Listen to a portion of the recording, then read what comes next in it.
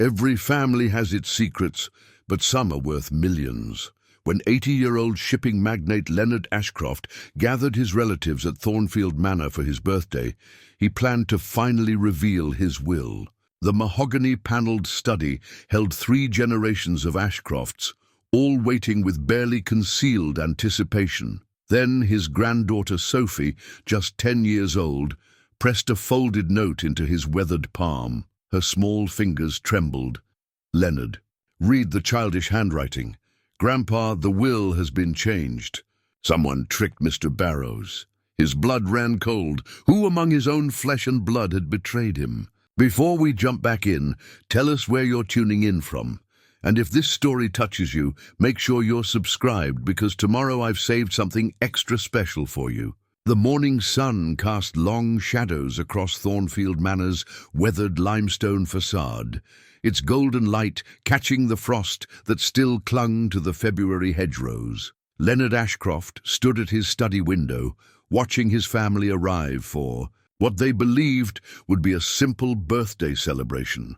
His fingers traced the edge of Sophie's note, still tucked in his vest pocket, like a lead weight against his heart. Thornfield had been in the Ashcroft family for only 2 generations, but Leonard had poured his soul into every stone. He'd purchased the estate in 1973 with the profits from his first successful shipping contract, running medical supplies to Southeast Asia when others deemed it too risky. Now, his fleet of cargo vessels connected ports from Shanghai to Southampton, built on handshake deals and a reputation for never missing a delivery date.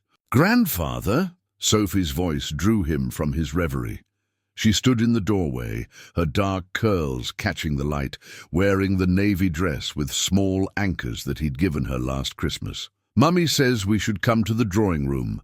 Uncle Robert's arrived." Leonard studied his granddaughter's face. At 10, she possessed an uncanny ability to notice what others missed, a quality that reminded him of his late wife, Eleanor. "Tell me again, little navigator," he said gently, using his pet name for her. "When did you see someone in Mr. Barrows' study?" Sophie's brow furrowed in concentration. "Tuesday night. I couldn't sleep because of the storm, so I went to get some warm milk. That's when I saw the light under Mr. Barrows' door. I thought it was strange because he always leaves by 5 o'clock. And you're certain it wasn't Mr. Barrows himself?" She shook her head firmly. "The person was too tall, and they were wearing Uncle Charles's cologne, the one that smells like lemons and tobacco." Leonard filed this information away, his mind already cataloguing the implications. Charles Pemberton had married his daughter Margaret 15 years ago, bringing with him a successful law practice and an appetite for the finer things in life. But cologne wasn't evidence, and Leonard had learned long ago that assumptions could sink ships faster than storms. The drawing room hummed with conversation when they entered. Robert Ashcroft, Leonard's only son, stood near the fireplace, his phone pressed to his ear. At 45, Robert had inherited his mother's refined features, but none of her warmth. As CFO of Ashcroft Shipping, he knew every detail of the company's finances. Yet Leonard had noticed increasing discrepancies in recent reports, small enough to be overlooked, large enough to matter. "Happy birthday, Father," Robert said, ending his call abruptly. His smile didn't reach his eyes. "Barrows should be here within the hour. Finally, we can put all the speculation to rest." Margaret glided over, kissing Leonard's cheek. "Daddy, you look tired. Are you sure you want to do this today?" "The will reading could wait." "Nonsense," Charles interrupted, appearing at his wife's elbow. His expensive suit couldn't hide the tension in his shoulders. "Your father has kept us in suspense long enough. Besides, Timothy's driven all the way from London." Leonard's nephew Timothy slouched on the sofa, a glass of whiskey already in hand despite the early hour. The boy, though at 35 he was hardly a boy anymore, had inherited the Ashcroft height, but none of the ambition. His latest art exhibition had closed after selling only 2 pieces, both to family friends. "Uncle Leonard," Timothy raised his glass in mock salute. "Here's to finally learning whether us black sheep get a mention in the grand document. Everyone will be treated fairly." Leonard said evenly, though Sophie's note seemed to burn against his chest. Someone in this room had betrayed not just him, but the principles he'd built his life upon.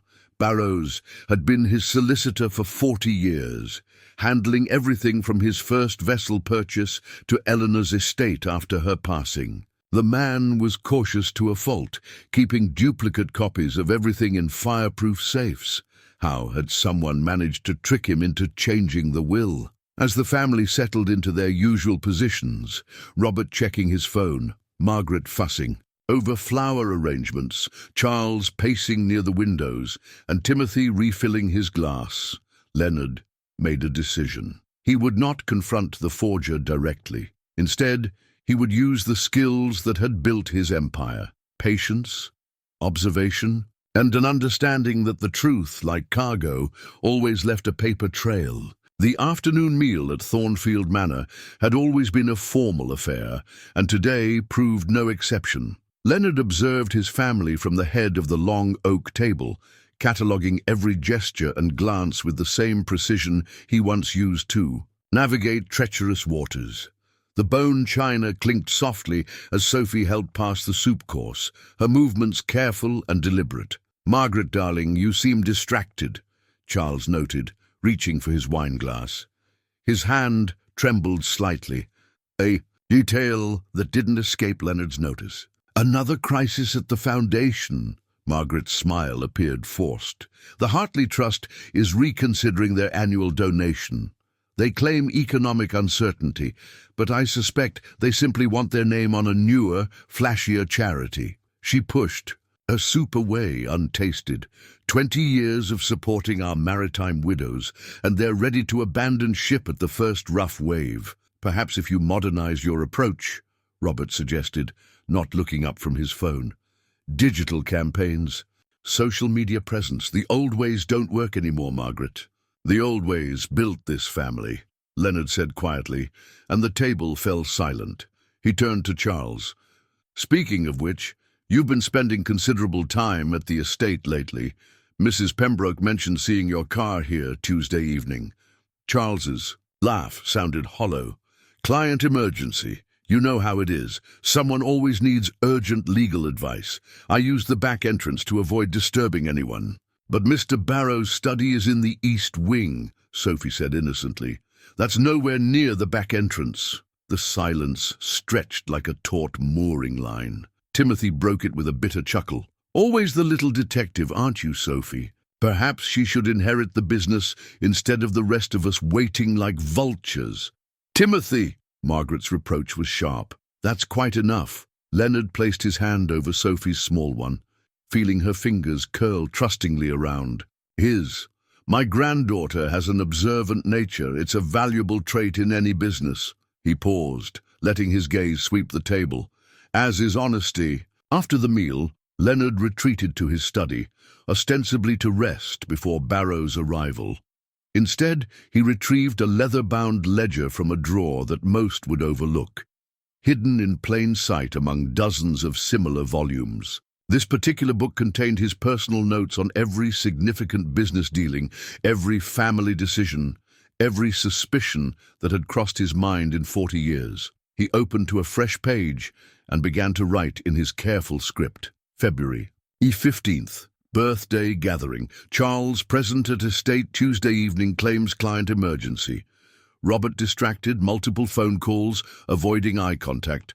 Margaret worried about foundation funding. Legitimate or cover? Timothy drinking heavily, bitter about finances. Sophie saw tall figure in Barrows' study. Detected Charles's cologne note claims will has been changed. Barrows tricked a knock interrupted his documentation. "Come," he called, closing the ledger. Barrows entered, looking every one of his 73 years. The solicitor's usually pristine appearance showed signs of strain. His tie slightly askew, his silver hair less perfectly arranged than usual. "Leonard, before the family gathering, might we speak privately?" "Of course, old friend." "Whiskey?" Barrows nodded gratefully, sinking into the chair opposite Leonard's desk. "I must confess, something's been troubling me. Last week I received A letter bearing your signature, instructing several significant changes to your will. The handwriting appeared genuine, and it included details only you would know. Leonard's pulse quickened, but his voice remained steady. What sort of changes? A substantial shift in the distribution. The maritime charities allocation reduced significantly, with those funds redirected to provide immediate liquidity for certain family members. Barrows rubbed his temples. I should have called to confirm, but the letter was so detailed, so perfectly aligned with your writing style. May I see this letter? That's just it. I can't find it. I've searched everywhere. It's as if it vanished into thin air. The old solicitor's distress was evident. In 40 years, I've never misplaced a single document. Leonard poured them both a generous measure of whiskey. Someone went to considerable trouble to deceive you, William. The question is who, and why now? The timing does seem suspect, Barrows agreed. With the company's expansion into Asian markets, the estate's value has nearly doubled. Someone clearly wants their share before... He stopped abruptly. Before what? Barrows shifted uncomfortably. There have been inquiries, discreet ones, about your health, questions about succession planning, power of attorney arrangements. I assumed it was natural concern, but now Leonard felt the familiar sensation he'd experienced when navigating through fog. Danger present, but not yet visible. Someone in his family was playing a deeper game than simple greed. They were preparing for something, positioning themselves for a move he hadn't yet anticipated. William, he said finally, I need you to proceed as if nothing is amiss. Read the will as it now stands, but watch their faces carefully. The guilty party will reveal themselves. And then? Leonard smiled grimly. Then we chart a course through these troubled waters. But first, we need to know which lighthouse is false and which shows true north. The study's atmosphere grew thick with anticipation as Barrows opened his leather briefcase. Leonard watched each family member's reaction with the intensity of a captain reading storm clouds. Charles had positioned himself near the window, fingers drumming against his thigh. Robert sat rigidly upright, his phone finally silent. Margaret held Sophie's hand, while Timothy sprawled in an armchair, affecting nonchalance. Before we begin, Barrows said, adjusting his spectacles, I should mention that this version supersedes all previous iterations as per Mr. Ashcroft's written instructions. Leonard's jaw tightened imperceptibly. There had been no such instructions. As Barrows began reading the legal preamble, Leonard quietly excused himself, claiming the need for his medication. Instead, he climbed the narrow servants' staircase to his private rooms, his movements swift despite his 80 years. The safe hidden behind Eleanor's portrait had been his most guarded secret. Even Margaret didn't know of its existence. His fingers found the combination by muscle memory. Their wedding date, the day Eleanor died, the coordinates where he'd scattered, her ashes at sea. The lock clicked open. The sight that greeted him sent ice through his veins. Documents lay scattered, not in his meticulous order. Someone had been here. Someone who knew the combination. He quickly catalogued the disturbance. His original will, missing. The backup copy, still there, but moved. And there, caught in the safe's hinge, a small piece of paper. He pulled it free, recognizing the charred edge immediately. Someone had been burning documents. Returning to his desk, Leonard retrieved his magnifying glass, a gift from Eleanor when he'd complained about straining to read manifests. Under its lens, the paper fragment revealed partial letters in his own handwriting style, but with subtle differences. The A was too rounded, the T crossed too high. Someone had been practicing his signature. A memory surfaced. Charles, 2 months ago, admiring Leonard's fountain pen, asking about his writing habits. You have such distinctive handwriting, Leonard, like calligraphy. Must have taken years to develop. The pieces began forming a pattern, but Leonard needed more. He descended to the kitchen, where Mrs. Pembroke was preparing tea. Begging your Pardon, Mr. Ashcroft, but there's something odd, she said without preamble. 3 nights ago I found the fireplace in the blue drawing room blazing. Middle of the night it was. Ashes everywhere, like someone had burned a whole stack of papers. Did you see who? No, sir, but I found this caught in the grate. She produced a small appointment card, singed but readable. Charles Pemberton. Engreel, estate planning specialist. Leonard pocketed the card. Thank you, Mrs. Pembroke. Please, not a word to anyone. He was heading back to the study when Sophie intercepted him in the hallway. Grandfather, something's wrong. Uncle Charles keeps whispering to Daddy, and Mr. Barrows looks confused. What? Do you mean confused?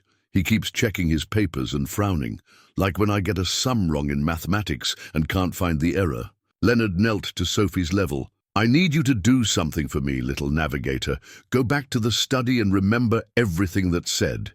Can you do that? She nodded solemnly. Like when you taught me to remember shipping routes? Exactly. Like that.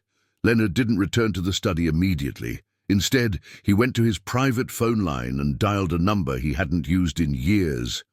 Reynolds here, came the gruff voice. Arthur, it's Leonard Ashcroft. I need your help. Detective. Chief Inspector Arthur Reynolds, retired, had investigated an embezzlement case at Ashcroft Shipping 15 years prior.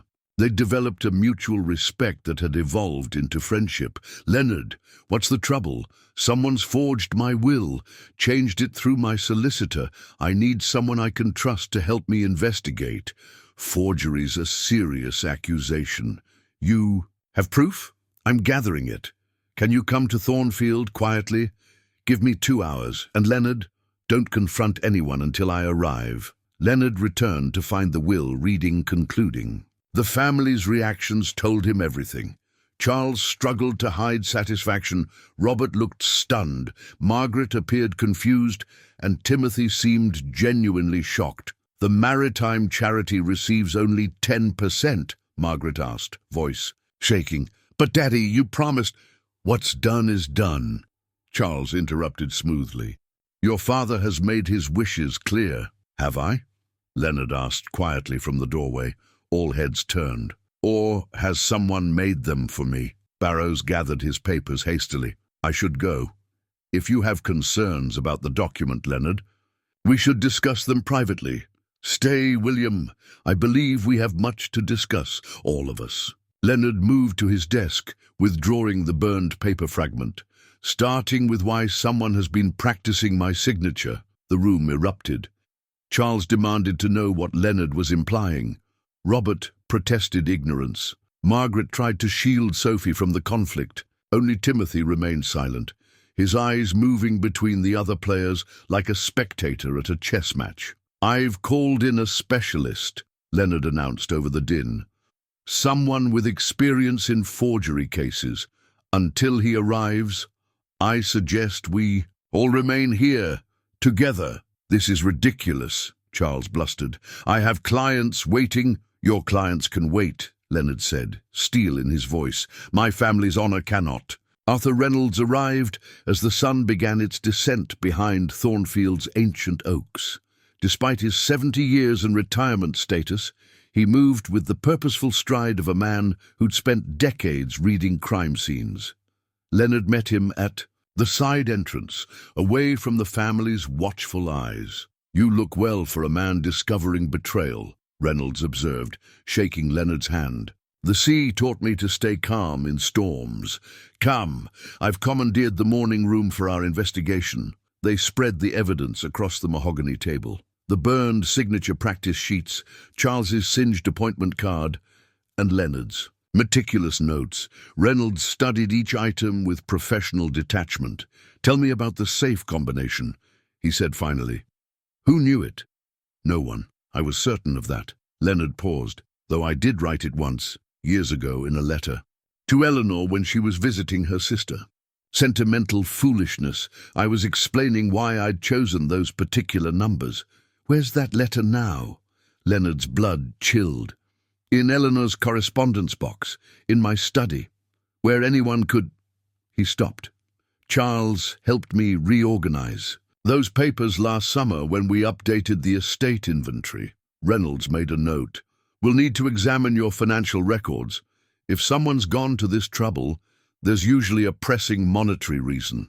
They worked in focused silence, Leonard retrieving bank statements and corporate documents while Reynolds organized them chronologically. Sophie appeared in the doorway, clutching a leather-bound book. "Grandfather, I found this hidden behind. The cookbook's in the kitchen. It has numbers in it." Leonard recognized it immediately, his old shipping ledger from the 1980s. But fresh entries marred the aged pages written in pencil, dates, amounts, and what appeared to be gambling odds. "Timothy," Leonard said quietly. "He must have hidden it during one of his visits." Reynolds studied the figures. "These aren't small amounts. Your nephew owes nearly £200,000, if I'm reading this correctly." But Timothy seemed genuinely surprised by the will changes, Leonard protested. "Desperation makes accomplished actors of us all," Reynolds replied, "though this doesn't feel like a solo performance. Sophie, did you notice anything else unusual recently?" Sophie bit her lip. "Uncle Robert's been visiting the estate manager's office a lot. And I heard him on the phone saying something about leveraging assets and bridge financing." Leonard felt the ground shifting beneath him like an unstable deck. His son involved in financial manipulation. He retrieved his private phone and dialed his bank manager. "Henderson, Leonard Ashcroft. I need you to check something. Have there been any loan applications against the Thornfield estate?" "Yes, I'll hold." The pause stretched interminably. Reynolds watched Leonard's face transform from concern to fury. "3 applications? For how much? And you approved them based solely on written authorization?" Leonard's knuckles whitened around. "The receiver. No, don't do anything yet. I'll be there Monday morning." He hung up carefully, as if the phone might shatter. "Someone has borrowed £1.5 million against Thornfield. The papers bore my signature." "When?" "Over the past 6 months. Graduated amounts, carefully spaced to avoid triggering alerts." Leonard sank into a chair, suddenly feeling his years. "The question is whether Robert acted alone or had help." Mrs. Pembroke knocked, entering with a tea tray. "Begging pardon, but I thought you should know. Mr. Charles just tried to leave. Mr. Robert stopped him, and they're having quite the row in the library." Leonard and Reynolds exchanged glances. "Perhaps we should intervene," Reynolds suggested. They found Charles and Robert facing off across the library's Persian rug, both men flushed with anger. "Told you to wait," Robert was saying. "Father's suspicious enough without you running off." "I have a practice to run," Charles shot back. "I can't be held hostage because of your paranoia." "Gentlemen," Leonard interrupted. Both men froze. "Having a disagreement." "A simple misunderstanding," Charles said smoothly, but sweat beaded his forehead. "Robert seems to think I should cancel my evening appointments." "Given the circumstances, that might be wise," Reynolds said, his police authority evident despite his civilian clothes. "I'm Arthur Reynolds, formerly of Scotland Yard. Mr. Ashcroft has asked me to look into some irregularities." Robert's face drained of color. "Father, surely this isn't necessary. Whatever misunderstanding exists." "Misunderstanding?" Leonard produced the loan documents Henderson had faxed.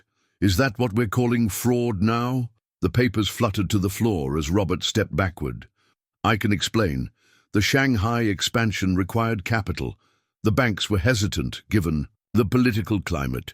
I only meant to borrow temporarily, just until the profits, using forged documents." "I didn't forge anything," Robert's voice cracked. "The authorization came through proper channels. Charles said you'd approved it, that you wanted to avoid tax implications by structuring it as loans." All eyes turned to Charles, who stood perfectly still, a muscle twitching in his jaw. "I think," Reynolds said quietly, "we should all sit down and discuss this properly, and someone should ensure Mr. Barrows remains available.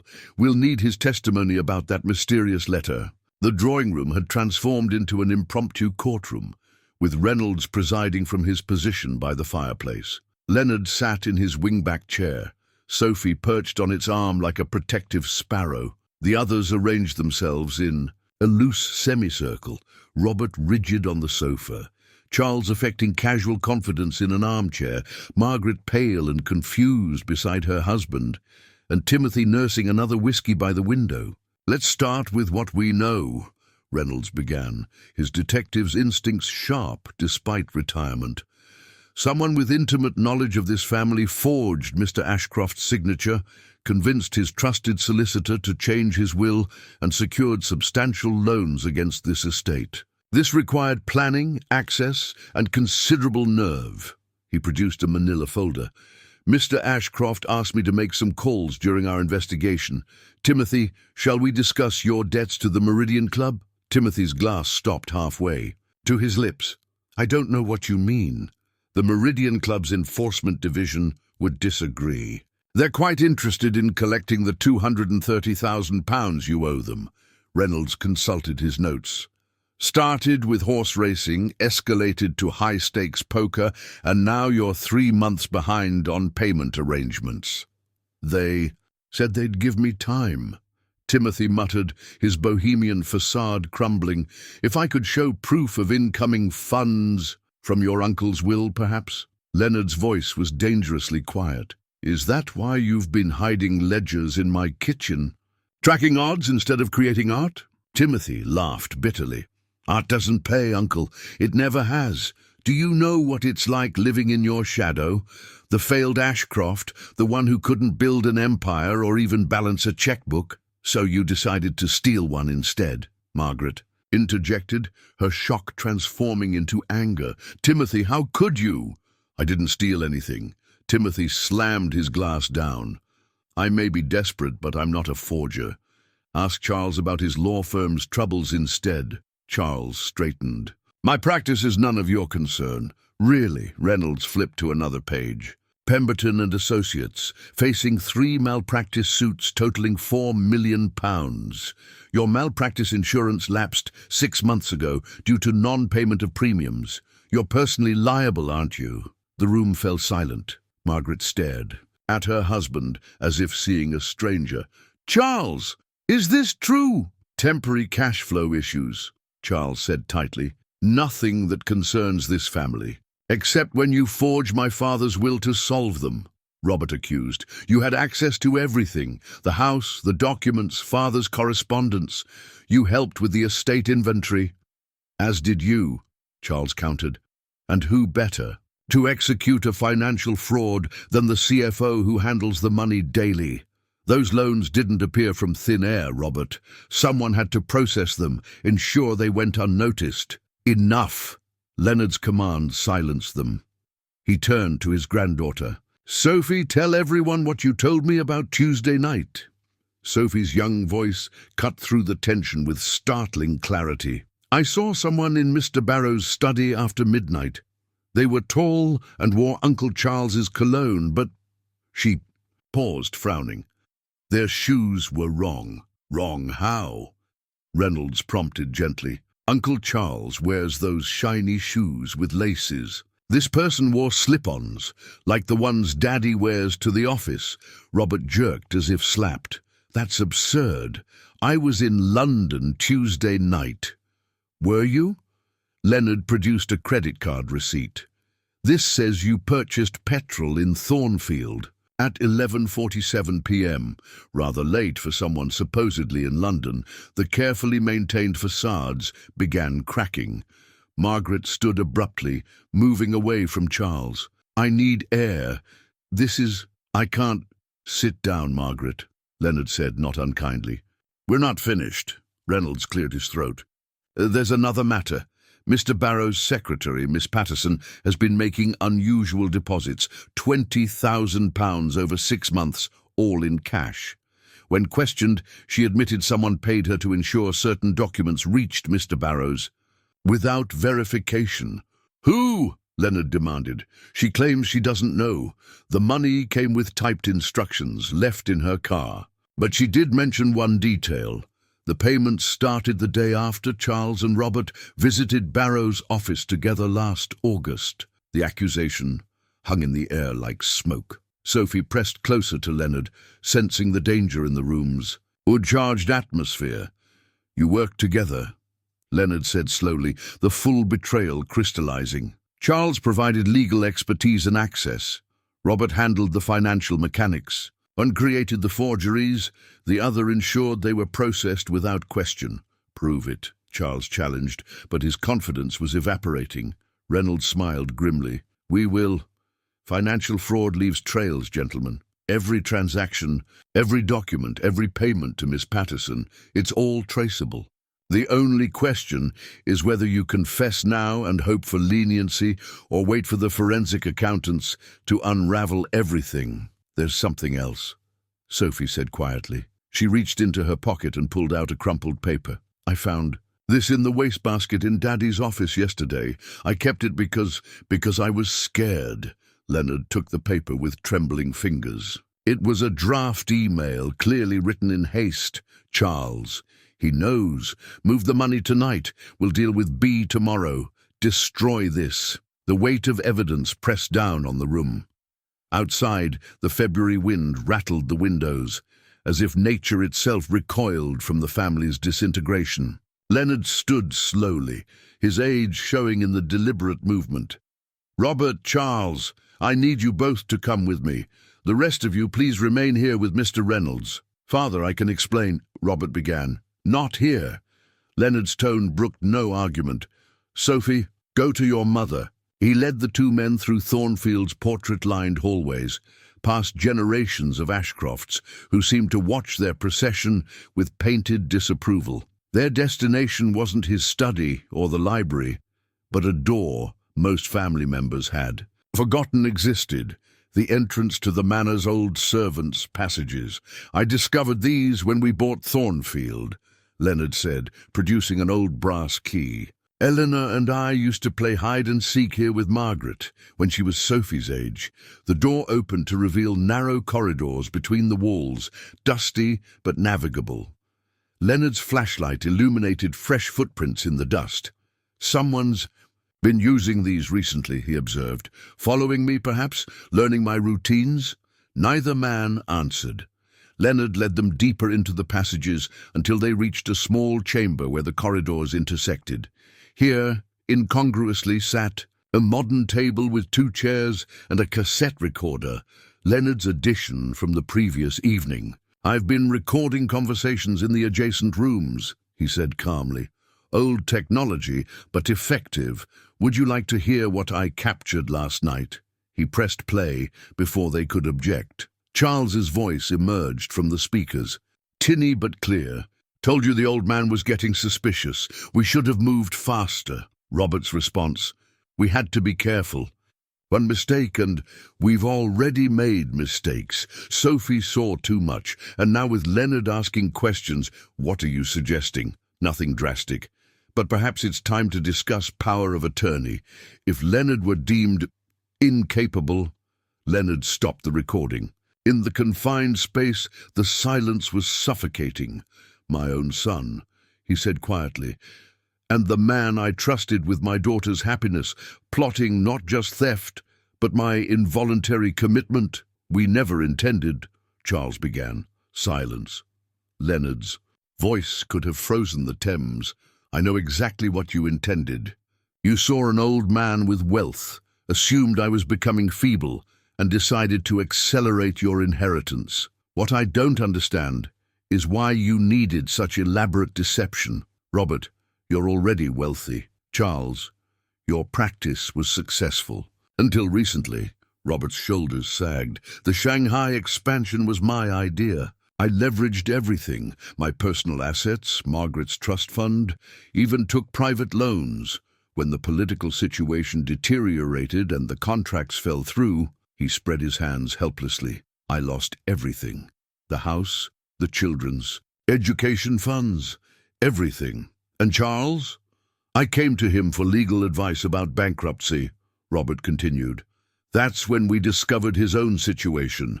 2 drowning men, clutching at the same life-preserver." Charles picked up the narrative, his polished veneer finally cracking. "My malpractice suits stem from one client, a shipping company I advised to cut corners on international regulations. When their fleet was impounded, they blamed me. Insurance refused coverage due to negligence. £4 million in damages, with personal liability. So you decided to steal from me instead of asking for help? Would you have helped? Charles asked bitterly. You've always made your position clear. We sink or swim on our own merits. No handouts, no safety nets. Leonard felt the accusation's sting. Had his emphasis on self-reliance driven his family to this? There's a difference between handouts and helping family in crisis, but that required honesty, something you both abandoned. It started small, Robert admitted. One loan to buy time. Charles knew how to word the documents, make them seem legitimate, but one led to two, then three, and the will? That was Charles's idea, Robert said quickly. When the loans weren't enough, don't. Charles's voice was sharp. We're past the point of shifting blame. We did it together. Studied your handwriting, practiced your signature, learned your patterns. Robert provided inside knowledge of your finances. I handled the legal manipulation.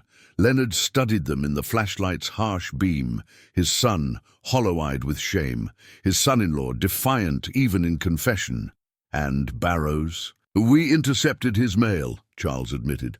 Sent the forged instructions with enough detail to seem authentic. He never questioned it.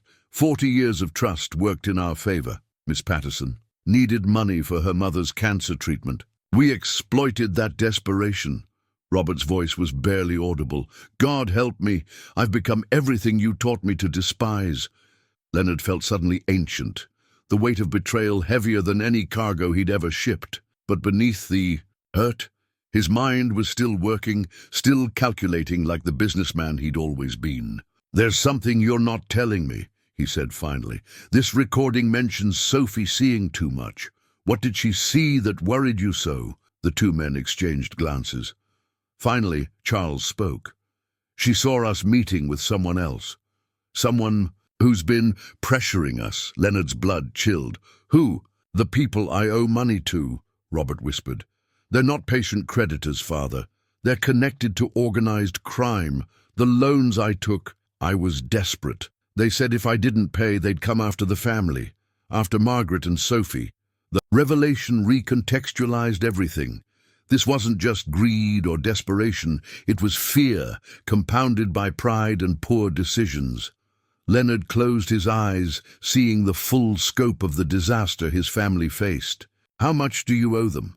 800,000, due in full by month's end, 3 days away. Leonard's mind raced through options, strategies, solutions. But first, he needed complete truth. Is there anything else? Any other debts, crimes, secrets? The silence stretched until Charles spoke. Margaret doesn't know any of this. We've hidden everything from her. She's stronger than you think, Leonard said. Stronger than either of you, apparently. He pocketed the cassette.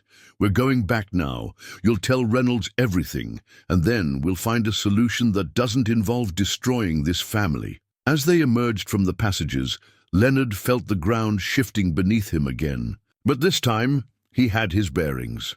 The storm was worse than he'd imagined, but he'd weathered worse. The question was whether his family could survive the salvage operation. The drawing room had grown cold, the fire dying to embers while the family waited. Margaret paced by the windows, while Timothy sat slumped in defeat. Reynolds had positioned himself strategically, blocking the exit. When Leonard returned with Robert and Charles, the atmosphere grew electric with tension. Sit, Leonard commanded. He moved to his desk, withdrawing an old cassette recorder. Mr. Reynolds, I believe you'll find this recording instructive. As the tape played, revealing Charles and Robert's conspiracy in their own words, Margaret's face transformed from confusion to horror. When Charles's voice discussed having Leonard declared incompetent, she gasped audibly. You recorded us? Charles's indignation rang hollow. The passages between these walls carry sound remarkably well, Leonard replied. A fact you should have considered during your clandestine meetings. Reynolds had produced handcuffs, their metal gleaming in the lamplight. Gentlemen, I'm obligated to inform you that conspiracy to commit fraud, forgery, and financial theft are serious criminal charges. Wait, Leonard raised a hand. There are complications we must discuss. Robert, tell them about your creditors. Robert's confession about the criminal connection sent new shockwaves through the room. Margaret sank into a chair, covering her face. Sophie, who had crept back despite instructions, pressed against her grandfather. The Kozlov Syndicate, Reynolds said grimly. I know them from my active days. They don't make idle threats. Which is why we need a solution that protects everyone, Leonard said. Arthur, what are our options? Reynolds considered carefully. Prosecution would be lengthy and public. The scandal would destroy the company's reputation, Margaret's charity work, everything. And it wouldn't solve the immediate threat from Kozlov's people. There must be another way, Margaret said, her voice stronger than expected. She stood, facing her husband and brother. How could you do this? Not just to Father, but to all of us, to Sophie? We were trying to protect you, Charles said weakly. By stealing from my father? By planning to have him declared incompetent? Margaret's fury was magnificent. You've protected nothing except your own pride? Timothy spoke from his corner. For what it's worth, I knew nothing about their scheme. My debts are my own stupid fault, but I never considered forgery. Leonard studied his nephew. Despite everything, he believed him. Timothy was weak, self-destructive, but not malicious. Here's what we're going to do, Leonard announced. First, Miss Patterson. Already handled, Reynolds reported. She's agreed to testify in exchange for immunity. Her mother's medical bills will be addressed through Margaret's charity, legitimately. Good. Second, the forged will is void. Barrows, the solicitor who had remained silent throughout the revelations, nodded. I'll file the necessary paperwork. The original will stands. Third, the loans against Thornfield. Leonard's voice hardened.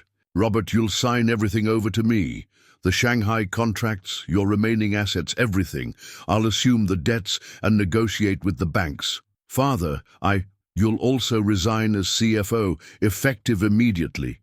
You'll take a position in our Liverpool office. Junior management, half your current salary. You'll earn your way back if possible. Robert nodded miserably. Charles, Leonard continued, you'll dissolve your practice and surrender your license before the Bar Association. Axe. You'll work off your debt to this family through service, managing the legal affairs of Margaret's charity pro bono for the next decade. That's financial suicide, Charles protested. No, that's consequence, Leonard corrected. The alternative is prosecution and certain imprisonment. Choose. Charles looked at Margaret, searching for support. She turned away. Timothy, Leonard addressed his nephew, your gambling debts are your responsibility, but I'll give you a choice. Enter rehabilitation, real treatment, not another artistic retreat, and work in the family business. Honest work, honest wages, or face your creditors alone. I'll take the treatment, Timothy said quickly. Now, the Kozlov matter. Leonard moved to his phone. I still have connections from my early shipping days. Men who understand both business and necessity. He dialed a number from memory. The conversation was brief, conducted partly in Russian, a skill his family didn't know he possessed. When he hung up, some tension had left his shoulders. Dmitry Kozlov owes me a favor from 1987. I saved his brother's crew when their ship foundered off Malta. He'll accept payment in installments, with interest, but without violence. Robert, you'll pay every penny from your Liverpool wages. The forgery charges? Reynolds asked. Leonard looked at his family. Broken, humiliated, but still his blood. What good would prosecution do? The damage is contained, the scheme exposed. I want rehabilitation, not revenge. Reynolds nodded slowly. Your decision. But I'll need written confessions, witnessed and sealed. If they violate any terms you've set, then prosecute with my blessing. Leonard agreed. Sophie tugged at his sleeve. Grandpa, are you sending Daddy away? Leonard knelt beside her. Your father made serious mistakes, little navigator. He needs to learn from them, just like when you practice navigation and plot the wrong course. But he's still your father, and I'm not sending him away forever. Will Uncle Charles and Daddy go to prison? Not if they keep their promises and work to fix what they broke. Margaret finally spoke. Charles, I need time. I need to think about our marriage, about what this means. Charles reached for her, but she stepped back. Please, just give me time. As the family dispersed, Robert to pack for Liverpool, Charles to begin dissolving his practice, Timothy to research treatment facilities, Leonard remained with Sophie and Reynolds. You're more merciful than most would be, Reynolds observed. Mercy. Leonard shook his head. This is pragmatism. Destroying them destroys Margaret and Sophie too. But they'll earn their redemption, every painful step. He looked down at his granddaughter. What did you learn today, little navigator? Sophie considered gravely. That even family can lose their way, but also that charts can be corrected if you're brave enough to admit you went wrong. Leonard smiled, the first genuine warmth he'd felt all day. Exactly right. Now let's help your mother. She needs us more than ever. As they left the drawing room, Leonard glanced back at the cassette recorder. Trust, once broken, could never be fully restored. But perhaps, with time and effort, it could be rebuilt into something different. More cautious, perhaps, but possibly stronger for having been tested. The real work would begin tomorrow. 3 days had passed since the confrontation. Robert had departed for Liverpool, Charles had begun the humiliating process of closing his practice, and Timothy was in a treatment facility in Kent. Leonard thought the worst had passed until Margaret appeared in his study carrying a manila envelope. Father, I need to tell you something. Her face was drawn, circles dark beneath her eyes. Before you finalize any arrangements. Sit down, my dear, you look exhausted. I am. She placed the envelope on his desk with trembling hands. These are my medical records. I've been seeing specialists at St. Bartholomew's for 6 months. Leonard's heart stuttered. Medical records? Pancreatic? Cancer, stage 3. The words fell between them like stones into still water.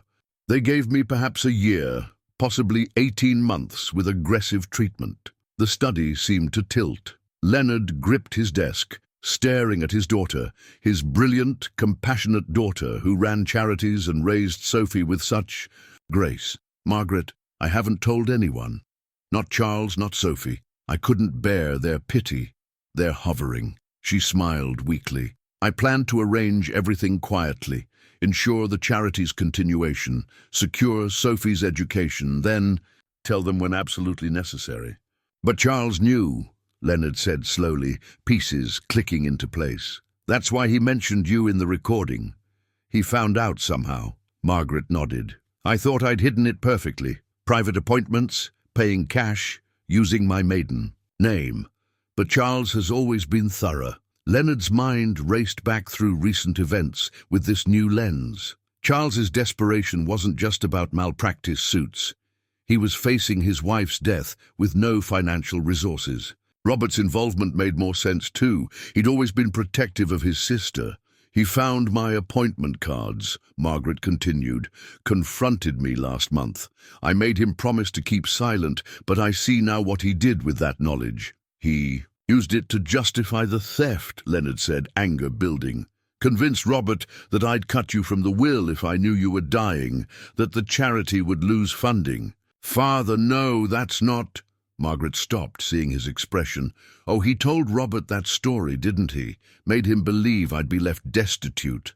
Leonard retrieved the cassette recorder, finding a section he hadn't played publicly. Charles's voice emerged, can't last much longer anyway. Once Leonard knows about the diagnosis, he'll redirect everything. You know how he feels about weakness, about illness. Margaret and Sophie will have nothing. Manipulation upon manipulation. Leonard said heavily, using your illness as a weapon to corrupt Robert. There's more, Margaret said. The Kozlov syndicate, that debt isn't Robert's. It's Charles's, from trying to pay for experimental treatments in Switzerland without my knowledge. He borrowed from anyone who'd lend, including criminals. The full picture emerged like a ship. From fog, Charles, discovering his wife's terminal diagnosis, panicking about medical costs and his own failing practice, manipulating Robert with lies about Leonard's reaction, creating an elaborate scheme born from desperation and twisted love. "He did it for me," Margaret said quietly. In his broken, misguided way, he thought he was protecting Sophie and me. That doesn't excuse. No, it doesn't, but it explains. She stood, moving to the window. "Father, I need to ask something difficult. Let Charles stay. Not for him, but for Sophie. She needs stability while I'm still here, and afterwards, she'll need every piece of family she can cling to." Leonard joined her at the window, watching the February rain streak the glass. "You're asking me to forgive the unforgivable. I'm asking you to think beyond forgiveness, to practicality, as you always do." Margaret turned to him. "Prosecute Charles, and Sophie loses her father while watching her mother die. Send him away, and she faces that journey without him. As flawed as he is, he loves her. And Robert deserves consequences for his choices, but perhaps not Liverpool. Perhaps here, where he can help with the company and be near us during—" She couldn't finish. Leonard pulled his daughter into an embrace, feeling her frailty. How had he missed it? The weight loss he'd attributed to stress, the fatigue he'd thought came from charity work, all signs he'd overlooked. "We'll find the best doctors," he said fiercely. "Treatments, trials, whatever exists." "Father," her voice was gentle, "I've accepted what's coming. What I can't accept is my family tearing itself apart in my remaining time." Sophie's voice carried from the hallway. "Mummy, Grandpa, Mrs. Pembroke says tea is ready." Margaret stepped back, composing herself. "She doesn't know. I'll tell her when I must. But not yet." "Margaret, please, Father. Rethink your punishments, not for Charles or Robert's sake, but for mine. Let me have peace in my family while I can." Leonard watched his daughter leave, dignity intact despite everything. The crime seemed suddenly secondary to this tragedy. His sons-in-law had betrayed him for money, but beneath lay a more human failing, the inability to face loss honestly. He picked up his phone, dialing Reynolds. "Arthur? Yes. I need to modify our arrangement. The situation has evolved." As he spoke, explaining Margaret's condition and requesting adjusted terms, Leonard felt the weight of leadership, not of a company, but of a family facing its darkest storm. Charles and Robert would face consequences, but perhaps not exile. Margaret was right. Sophie would need every anchor when the inevitable came. "One more thing," he told Reynolds. "I need you to verify something. The 800,000 Robert claimed to owe, I suspect it's actually Charles's debt for medical expenses. Can you trace it?" While Reynolds investigated, Leonard sat at his desk, revising his plans. Justice remained necessary, but tempered now with mercy born of larger tragedy. He would protect Margaret's remaining time, ensure Sophie's stability, and somehow hold his fractured family together. The irony wasn't lost on him. Charles and Robert had schemed to protect Margaret based on false assumptions about his character. Now, knowing the truth, Leonard would protect her in ways they'd never imagined possible, through forgiveness they didn't deserve, but Margaret needed. His original will had always provided for everyone, including generous medical provisions. If only they'd trusted him with the truth, instead of weaving elaborate deceptions. But then, Leonard reflected, hadn't he cultivated that very distance they'd feared? His emphasis on strength and self-reliance had made them afraid to show weakness, even unto death. Sophie appeared in the doorway. "Grandpa, are you coming to tea?" In a moment, little navigator. He sealed Margaret's medical records in his safe. "Tell me, what do you do when storms threaten to sink your ship?" She considered seriously. "Adjust the sails, plot a new course, and hold tight to what matters most?" "Precisely." He took her small hand. "Remember that, whatever comes." As they walked to tea, Leonard made his decision. The family would weather this storm together, no matter how battered they emerged. Some betrayals, he realized, stemmed from love so fierce it lost its way. Understanding that didn't erase the crime, but it offered a path toward healing, one his dying daughter deserved to see. Leonard's study had become a war room of reconciliation. Maps of financial obligations covered one wall, medical treatment options another. He'd spent 3 sleepless nights crafting solutions that balanced justice with mercy, punishment with pragmatism. Now, on a grey Sunday morning, he prepared for the most difficult family meeting of his life. Reynolds sat across from him, reviewing the final arrangements. "You're certain about this? They committed serious crimes. They committed human errors," Leonard corrected, sealing another envelope. "Compounded by fear and misguided love. Margaret has perhaps a year left. I won't waste it on vengeance." He'd written 5 letters through the night, one for each family member. Each contained specific terms, expectations, and a path toward redemption. The 6th letter, thicker than the others, he locked in his safe. "That one?" Reynolds asked. "Insurance. To be opened only if something happens to me before this is resolved. It contains everything: evidence, recordings, instructions for protecting Margaret and Sophie." Mrs. Pembroke knocked. "They're assembling." "In the drawing room, sir. Mr. Charles arrived from London an hour ago." Leonard rose, feeling every one of his 80 years. "Thank you. Please ensure Sophie remains in the nursery until called. She's been asking for her parents, Mr. Ashcroft. The poor lamb knows something's amiss." "She's about to learn hard truths about family," Leonard said, "but also about resilience." The drawing room held an atmosphere of subdued dread. Robert stood by the mantelpiece, hollow-eyed from his brief exile in Liverpool. Charles sat stiffly, in an armchair, his solicitors bearing intact despite his world's collapse. Timothy, on a day pass from rehabilitation, looked clearer than he had in years. Margaret presided from the sofa with quiet dignity, her secret still hidden from all but Leonard. "Thank you for coming," Leonard began. "I've spent considerable time thinking about our family's future, about justice versus wisdom, punishment versus purpose." He distributed the sealed letters. "Don't open them yet. First, we need truth in this room. Complete truth. Charles, tell them about the medical debts." Charles's composure finally cracked. "The Kozlov money wasn't for my practice. I found treatment options in Switzerland, experimental protocols for Margaret's condition. When traditional banks refused loans against uncertain collateral, I grew desperate." "What condition?" Robert asked, looking between his sister and brother-in-law. Margaret lifted her chin. "Pancreatic cancer, terminal. I have perhaps a year." The room erupted.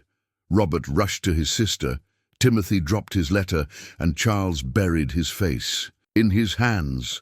Leonard waited for the storm to pass, watching his family grapple with mortality's brutal arithmetic. "I found out accidentally," Charles continued when quiet returned. "Margaret had hidden it from everyone. I panicked. The treatments cost millions, and I thought if I could just access the estate funds temporarily."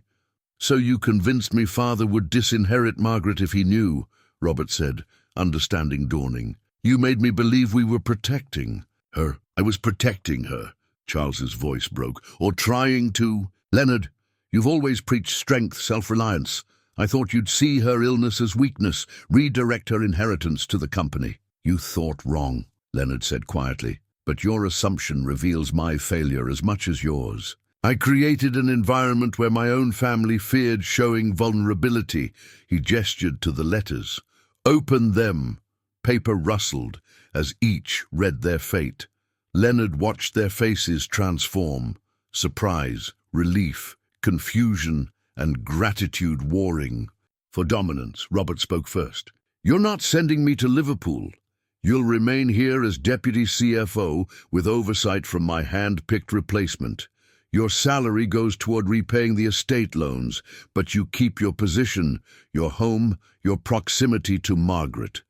"Charles," Leonard continued, You'll surrender your license as planned, but instead of decade-long servitude, you'll become permanent legal counsel to Margaret's charity, paid position, modest salary. The Kozlov debt transfers to my name. I'll handle those negotiations personally." Charles looked stunned. "Why?" "Because my daughter asked me to think beyond punishment. Because Sophie needs her father present, not imprisoned. Because Margaret deserves peace in her family while time remains." Timothy read his letter slowly. "You're offering me a real position, not just make work. Logistics coordinator for our Bristol warehouse. Entry level, but honest work with advancement possible. Continue your treatment, prove your reliability, and we'll discuss greater responsibilities." "There are conditions," Leonard warned. "Mandatory counselling for Charles and Robert together. Weekly reports to Reynolds. Any deviation from these terms triggers the original consequences. The evidence remains sealed but accessible." Margaret had been silent, reading her own letter. Tears traced her cheeks. "Father, this medical trust fund, £10 million. Managed independently, for any treatment anywhere, no questions asked. Traditional, experimental, whatever offers hope or comfort." Leonard's voice roughened. "It's what I would have done immediately, had you trusted me with the truth." "And Sophie?" Margaret asked. "Knows nothing of the forgery, the debts, the schemes. She knows family members made mistakes and are working to fix them.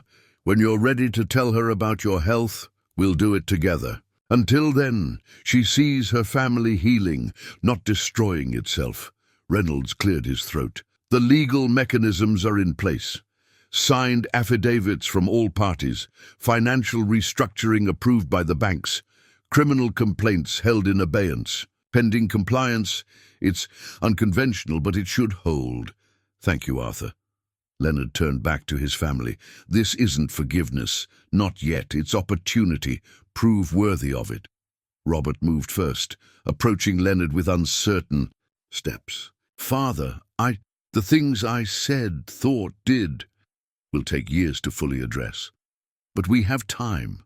Perhaps not as much as we'd wish, but enough to begin." Charles remained seated, struggling with words.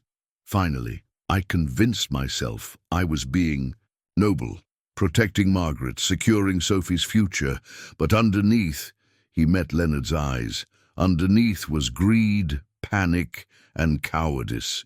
I failed as a husband and son-in-law."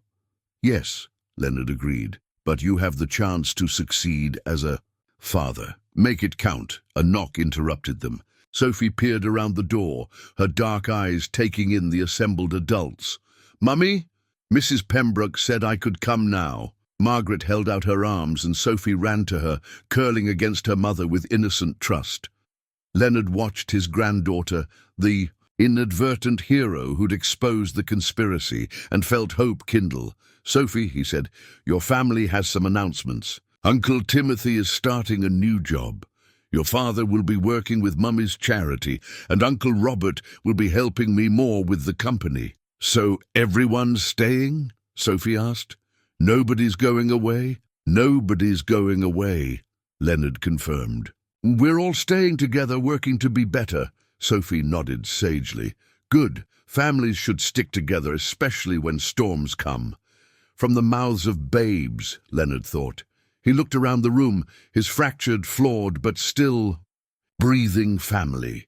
They had work ahead, trust to rebuild, limited time with Margaret to cherish. But they would face it together, no longer hiding behind deceptions or fear. "There's tea in the morning room," he announced. "Shall we?" As they filed out, Margaret lingered, taking his arm. "Thank you," she whispered, "for choosing healing over justice." "Justice serves the law," Leonard replied. "Mercy serves the living. And we, my dear daughter, are still very much alive." They walked together toward tea, toward whatever time remained, toward the hard work of redemption. Outside, the February sky was clearing, weak sun breaking through clouds. Not quite spring, yet but the promise of it on the horizon. The morning room at Thornfield had never hosted a gathering quite like this. Leonard stood at the head of the table, his family arranged before him like a ship's crew awaiting orders after narrowly surviving a storm. The documents Reynolds had prepared lay spread across the polished wood, legal instruments of both judgment and mercy. "Before we sign anything," Leonard began, "we need absolute clarity. Charles Robert, you'll publicly acknowledge your actions to those who matter, the bank managers, Barrows, Miss Patterson. No criminal charges, but no hiding behind legal technicalities either." Charles nodded, his usual polish absent. "I've already scheduled meetings with my former clients explaining my license surrender. The humiliation is fitting." "Humiliation fades," Leonard said. "Character endures. The question is which you choose to build from here." Robert lifted his pen, then hesitated. "Father, the company's staff, what will they be told?" "That you're taking a modified role to focus on family matters. The truth, if not the whole truth.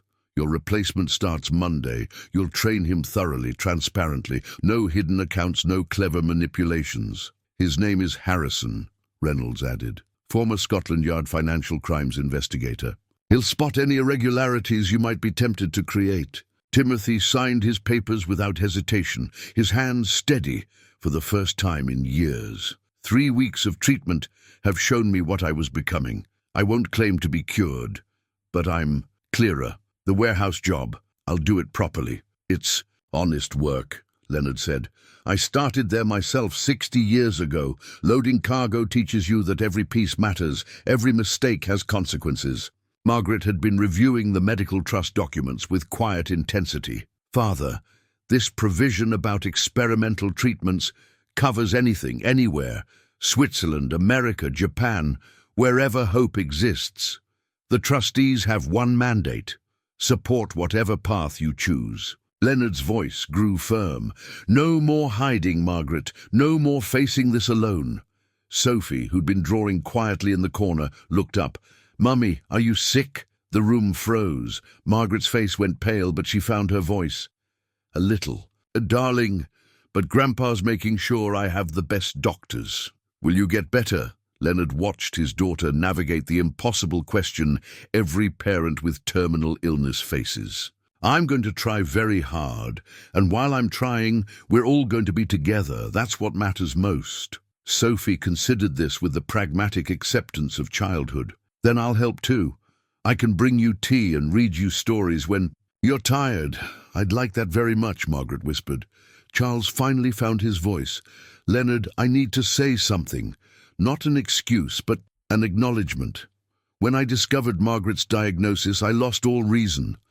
The thought of losing her, of Sophie growing up without her mother, of my own powerlessness, it broke something in me."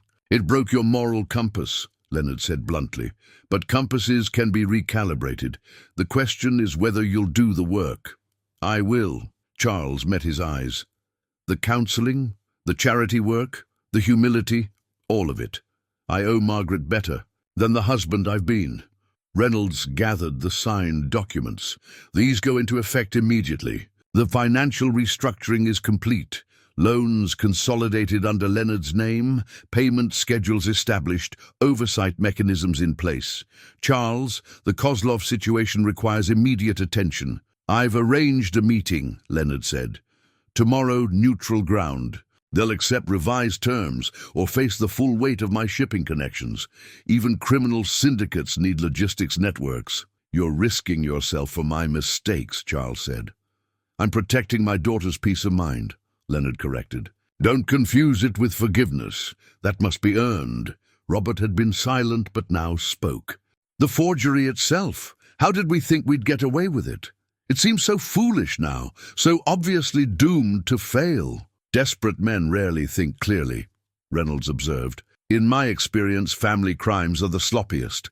Emotion clouds judgment. Familiarity breeds overconfidence." Sophie saw through it immediately, Leonard added. "A 10-year-old with clear eyes spotted what you thought you'd hidden perfectly. Let that humble you." Sophie looked up from her drawing. "I didn't know it was Uncle Charles and Daddy. I just knew something was wrong. The house felt different, like before a storm." "Children sense emotional weather," Margaret said. We thought we were protecting her, but she absorbed our anxiety anyway. Leonard moved to the window, looking out at Thornfield's grounds.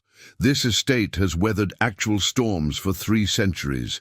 It will weather this one, but we must be honest about the damage done. Trust, once broken, leaves scars. We can heal, but we'll never be quite the same. Maybe that's not entirely bad, Timothy suggested. We were living in elaborate fictions before. At least now we see each other clearly. Clarity can be painful. Leonard agreed. But it's necessary for real connection, which brings me to the final matter, the original will. He produced the document from his jacket. This is what you tried to steal, what you thought needed changing. Shall I tell you what? It actually says. The room held its breath. Equal divisions among my children, with trusts for grandchildren, the maritime charity fully funded in perpetuity, Timothy provided for despite our differences, provisions for medical emergencies, education, even rehabilitation. He looked at each of them. Everything you needed was already there. You simply had to trust me enough to wait. The irony hung heavy. Charles and Robert had risked everything to steal what would have been freely given. But that will assume a different family, Leonard continued. One built on trust. So I'm writing a new one, with Reynolds as witness. Same provisions, but with safeguards, oversight requirements, protection against future desperation or greed. We've forfeited your trust, Robert said quietly. You've damaged it, Leonard agreed. But trust can be rebuilt slowly, through consistent action. That's what the coming months are for, however many months we have. Margaret stood, moving to her father. I have a confession too. I've been transferring charity funds to a private account. Not stealing, saving. For Sophie, after I'm gone, I was so frightened of leaving her with nothing. Leonard embraced his daughter. You could have told me. I would have helped create a proper trust. I know that now. We all know that now. She looked around the room. We've been a family of secrets, each hiding from imagined judgments. Perhaps that's the real crime, not the forgery, but the fear that made it possible. As afternoon light slanted through the windows, Leonard felt the shift in the room's atmosphere. Not forgiveness yet, not full healing, but the beginning of both. They had miles to go, trust to rebuild, Margaret's illness to face. But they would face it together. Without deception. Reynolds, thank you for your help. Send me your bill. Already paid, the detective said with a slight smile. By the execution of justice tempered with mercy. It's been educational. As Reynolds departed and the family prepared to disperse, Leonard called them back. One more thing. Sunday dinners. Mandatory attendance. No excuses, no evasions. We eat together, talk together, rebuild together. Agreed. One by one they nodded. Even Charles, stripped of his professional pride, managed agreement. Then we begin, Leonard said. Not where we were, but where we are. Forward, together, with whatever time we're granted. Sophie ran to him, wrapping her small arms around his waist. I love you, Grandpa, even when everyone makes mistakes. And I love you, little navigator. Help me steer us true. Always, she promised. As the family filed out to begin their separate reckonings, Leonard remained in the morning room. The storm had passed, leaving damage but not destruction. Now came the slow work of repair, the careful reconstruction of trust. He had charted courses through treacherous waters before. This journey would be his most important. 6 months later, autumn painted Thornfield's grounds in shades of gold and crimson. Leonard stood in his study, reading a letter penned in Sophie's increasingly confident hand. She was 11 now, shaped by the year's trials into someone both. Older and wiser than her years should have demanded. Dear Grandpa, she wrote, Mummy had a good day yesterday. We walked in the garden, and she told me stories about when she was my age. She's thinner now, but her smile is the same. Daddy reads to her every evening. He's different now, quieter but kinder. Uncle Robert brought her flowers from the company greenhouse. He says the Shanghai contracts are finally sorted. I'm proud of how hard everyone is working to be better. Leonard folded the letter carefully, adding it to the growing collection in his desk drawer. These letters had become Sophie's way of processing the family's transformation and his way of tracking their progress. A knock interrupted his thoughts. Charles entered, carrying a thick folder. Gone was the expensive suit and calculating manner. He wore simple clothes suited to his charity work, and his face showed lines earned through genuine concern rather than scheming. The Foundation's quarterly. "Report," Charles said, placing it on Leonard's desk. "We've expanded the Maritime Widows program to include counseling services. Margaret insisted, even though she can barely manage 2 hours in the office now." "How is she today?" "Determined. She's planning the Christmas gala from her bed, refusing to let anyone else handle the details." Charles's voice caught. "She wants it to be perfect. We both know why." Leonard nodded. They all knew this would likely be Margaret's last Christmas, though no one voiced it aloud. The experimental treatments had bought time, not miracles. "And you?" Leonard asked. "The counseling?" "Twice weekly. Dr. Morrison says I'm making progress accepting that love and fear can drive terrible decisions. That understanding my motivations doesn't excuse my actions, but it helps prevent repeating them." Charles met his eyes. "I'm grateful every day that you chose mercy. I didn't deserve it. You deserved punishment. Margaret deserved peace. I chose her need over your deserving." Leonard's tone was matter-of-fact. "But you've honored that choice. The charity's never been better run." Robert appeared in the doorway. "Sorry to interrupt. The Kozlov payment cleared. That's the last of it. Debt fully settled." 6 months early, Leonard noted with satisfaction. "Your financial management has improved remarkably." "Having Harrison watching my every move helped," Robert admitted. "At first, I resented it. Now I'm grateful. He's taught me to find satisfaction in honest numbers." "And Timothy?" "Promoted to shift supervisor last week. He hasn't missed a day, arrives early, stays late. The men respect him." Robert's pride in his cousin was evident. Who would have thought Timothy Ashcroft would find his calling in a warehouse? "Sometimes we must lose ourselves to find ourselves," Leonard observed. "Speaking of which, the will, filed and witnessed as you requested," Charles confirmed. "The new provisions are clear but fair. Everyone provided for, but with protections against future desperation." Leonard moved to the window where Sophie sat reading to her mother in the garden below. Margaret reclined on a chaise, wrapped in blankets despite the mild day.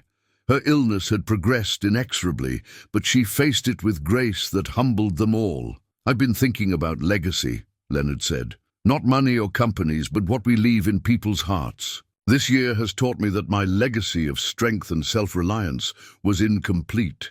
It needed tempering with vulnerability, with the admission that we all need help sometimes." "You saved us," Robert said quietly. "From ourselves, from prison, from destroying everything."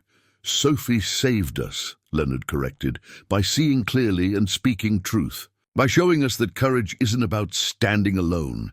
It's about standing together, especially when we're frightened." Charles joined them at the window. "She's remarkable. Last week she told me she wants to study law, but the kind that helps. People, Daddy, not the kind that tricks them." Leonard smiled. "She'll reshape whatever field she chooses, but first she must navigate losing her mother. We all must." The three men stood in companionable silence, watching the girl they'd all nearly failed through their schemes and fears. She looked up from her book, waving at the window, and they waved back. Grandfather, father, and uncle united in protective love. "The Christmas gala," Leonard said finally. "I want it perfect for Margaret. Whatever she needs, already arranged," Charles assured him. "The entire family's involved. Even Timothy's designing the decorations. Apparently his artistic eye translates well to event planning." That evening, the family gathered for their now traditional Sunday dinner. Margaret, too weak to leave her bed, joined by video link. Modern. Technology bridging what physical distance couldn't.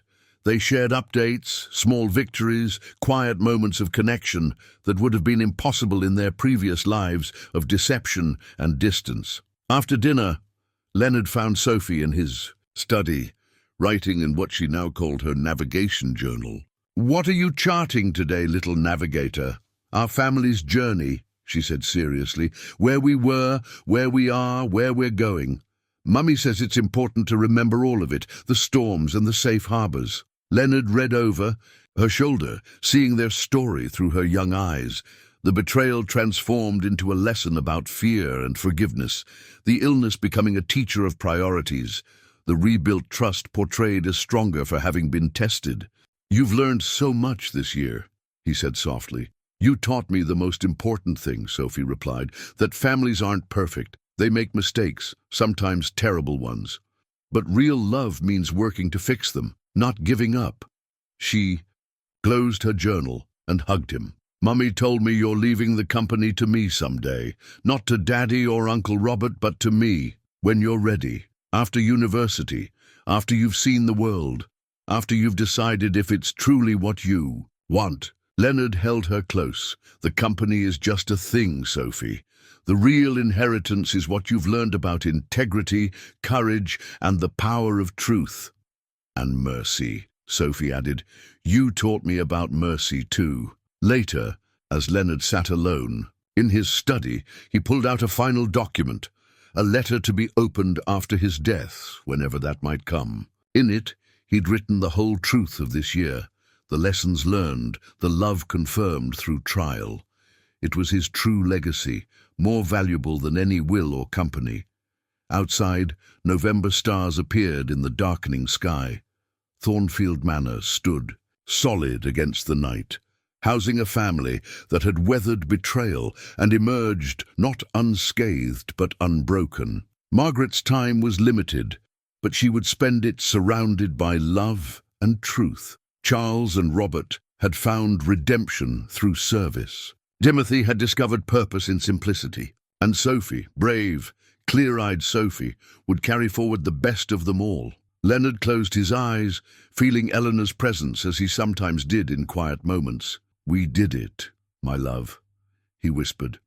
Not perfectly, but faithfully. The family endures. And in that endurance, in the daily choice to rebuild rather than retreat, lay the true Ashcroft legacy, one that no forger could steal, no scheme could diminish, and no storm could sink.